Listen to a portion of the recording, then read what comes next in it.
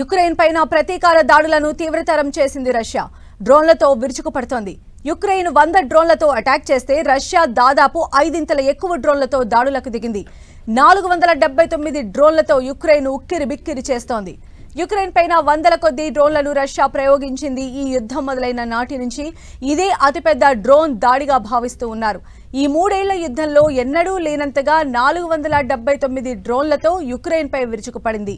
ఈ విషయాన్ని కీవ్ వాయుసేన ధృవీకరించింది. దీంతో పాటు 20 క్షిపణులను కూడా తమ దేశంపై ప్రయోగించినట్లు పేర్కొంది.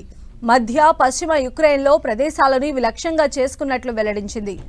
మాస్కో ప్రయోగించిన వాటిలో 277 డ్రోన్లు, 19 క్షిపణులను మార్గ మధ్యలోనే తమ ఎయిర్ డిఫెన్స్ వ్యవస్థలు కూల్చేసినట్లు యుక్రెయిన్ పేర్కొంది.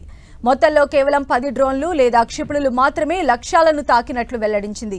సాధారణంగా రష్యా డ్రోన్ దాడులు సాయంత్రం మొదలై తెల్లవారే వరకు కొనసాగుతాయి.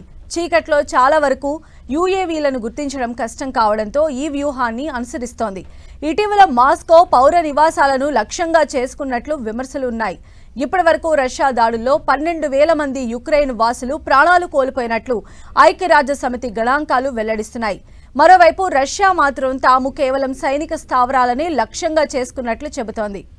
రష్యా నౌకాదళం కోసం సరికొత్త వ్యూహాన్ని ఆ దేశ అధ్యక్షుడు పుతిన్ ఆమోదించారు. ప్రపంచంలోనే అత్యుత్తమ దళంగా తీర్చిదిద్దడమే దీని లక్ష్యమని క్రెమ్లిన్ ప్రతినిధి నికోలాయ్ షత్రుషేవ్ వెల్లడించారు. ఈ ప్లాన్ గురించి మరే వివరాలను ఆయన వెల్లడించలేదు. చైనా, అమెరికా తర్వాత 3వ అతిపెద్ద నేవీ రష్యా వద్దే ఉంది.